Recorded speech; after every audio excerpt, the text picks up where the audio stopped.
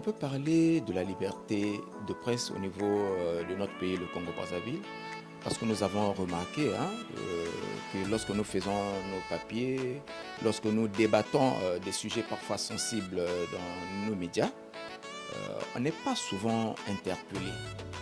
Et ça peut nous donner cette impression que la liberté de presse existe au Congo. Mais il faut observer l'atmosphère. C'est vrai que les autorités, je parle bien supérieures, ne peuvent pas nous interpeller, acceptent ce que nous disons, mais ce sont surtout les subalternes ou bien les autorités un peu, permettez l'expression, inférieures, qui parfois peuvent se venger, peuvent nous atteindre physiquement. On peut avoir des accidents, on peut nous froisser dans la rue, on peut nous dire de n'importe quoi, on peut même nous appeler, nous intimider au téléphone, parfois intimider nos proches. Et ça, c'est ce qui n'est pas bien, généralement, au niveau de notre profession, le journalisme. Je vais prendre pour exemple, pour sortir du Congo et parler généralement de l'Afrique. On va prendre le cas du Cameroun. Pour ce qu'il était en train de faire comme émission, pour dénoncer un peu le mauvais comportement des autorités, il y a un journaliste qui a été retrouvé mort. Ce n'est pas peut-être la présidence qui a fait ce sale boulot, c'est peut-être ceux-là qui se reconnaissaient dans ce qu'il disait. Donc, est-ce que là aussi on peut parler de la liberté de presse? Je ne pense pas. Oui, de façade, il y a la liberté de presse, mais généralement, on peut subir un peu les attaques physiques directement sans que ça ne donne l'impression que c'est en rapport avec notre métier de journaliste. Je crois que c'est mon point de vue.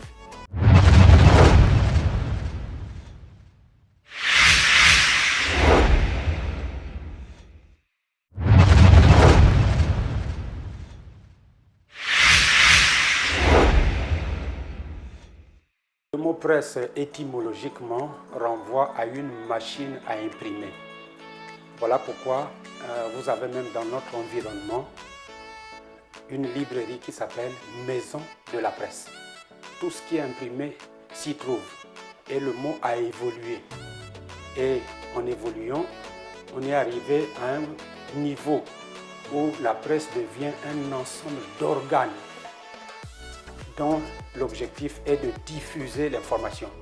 Et dans ce cadre, vous avez la presse écrite, vous avez ensuite la presse parlée, vous avez la presse audiovisuelle et vous avez la presse en ligne. Voilà en quelque sorte, de façon ramassée, ce que signifie le mot presse. On parle de liberté lorsqu'on est libre de faire ce qu'on veut. Et la liberté dans le cadre de la presse est un combat pour pouvoir avoir la tranquillité de dire ce que l'on pense librement et ce que l'on veut. C'est pour ça que cette liberté est encadrée par la loi et la déontologie, et les gouvernants ne cessent de répéter qu'il nous faut, journalistes, traiter l'information selon la déontologie et selon la loi. Voilà un peu, en quelque sorte, ce que c'est que la liberté. C'est une lutte. Une liberté d'expression veut, comme je l'ai dit tantôt, que l'on dise n'importe quoi librement sans être inquiété. Or, qu'est-ce qui se passe? La liberté elle-même est encadrée par la loi et, comme j'ai dit, des règles déontologiques. Donc, chez nous au Congo, liberté, oui, il y en a parce que les constitutions, les différentes constitutions du pays reconnaissent cette liberté de la presse. Oui, parce qu'aujourd'hui, à ce jour, aucun journaliste n'est en prison.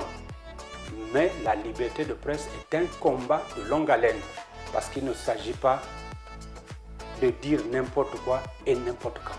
Il s'agit de respecter les techniques rédactionnelles et de rapporter l'information selon la réalité qui se présente devant nous. Donc, je peux conclure pour dire que la liberté existe sur le territoire congolais. Le quatrième pouvoir est une expression qui désigne tous les moyens de communication qui peuvent servir de contre-pouvoir ça désigne tous les moyens de communication qui peuvent servir de contre-pouvoir par rapport aux trois pouvoirs incarnés par l'État. Le tout premier, c'est le pouvoir législatif. Pour voter les lois, vous comprenez que ceux qui dirigent ont souvent besoin d'une majorité au Parlement. C'est pour mieux gérer la situation, c'est pour mieux contrôler. Et ensuite vient le pouvoir exécutif. Celui-là, le chef de l'État et son Premier ministre sont chargés d'exécuter le programme de société pour lequel ils ont été élus. Et ensuite, il y a le pouvoir judiciaire pour juger les affaires dans le pays. Donc, c'est un quatrième pouvoir parce qu'il vient servir de contre-pouvoir. Il suffit qu'un journaliste prenne le micro, il peut détruire comme il peut construire. Donc, c'est un pouvoir réel. Si l'on l'exerce correctement, c'est un pouvoir réel pour servir de contre-pouvoir à ces trois pouvoirs que je venais de faire mention tout à l'heure.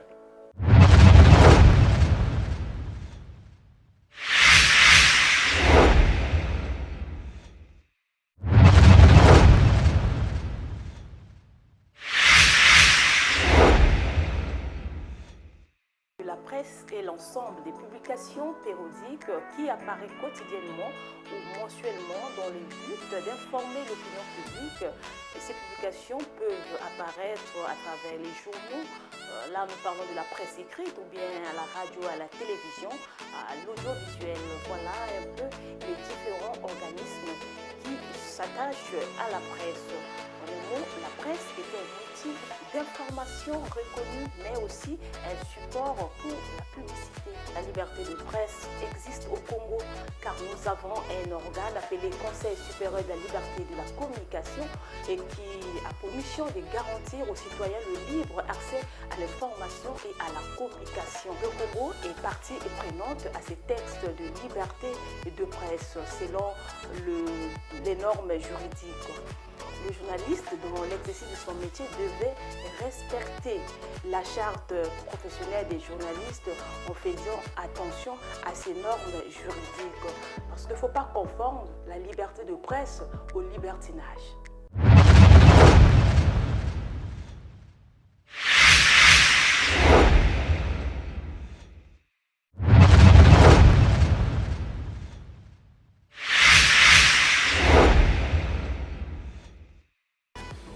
Déjà, sur ce thème, on peut dire que c'est déjà quelque chose de bien.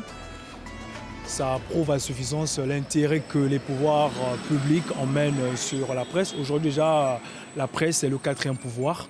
Notre rôle est d'informer. Déjà, nous sommes aujourd'hui en train d'évoluer dans notre pays, le Congo. Donc, nous avons des presses en ligne. Et aujourd'hui, quand on nous donne de façonner la presse aujourd'hui, donc de pouvoir emmener à informer les gens, je pense que ce thème est là pour encore à améliorer les conditions que nous travaillons, parce que si ce n'est pas facile pour les journalistes qui vont sur le terrain. Donc moi je comprends d'une façon de nous pousser beaucoup plus à mieux travailler, à élaborer beaucoup plus des efforts dans le métier que nous avons choisi. Le journaliste, il est libre, déjà il est libre, il informe quand il veut, où il veut. Donc nous partons sur le terrain, nous connaissons, mais seulement il y a les difficultés qui sont là, que nous pouvons signaler. Déjà, nous n'avons pas la facilité sur les sources d'information quand nous partons dans quelle administration. Non, on doit appeler le chef, on doit appeler qui que ce soit pour nous laisser l'information. Donc c'est aussi les difficultés que nous déplorons à tout moment pour nous dire. Mais sinon, la liberté d'expression, il y en a. Le journaliste est libre de dire et de faire son papier.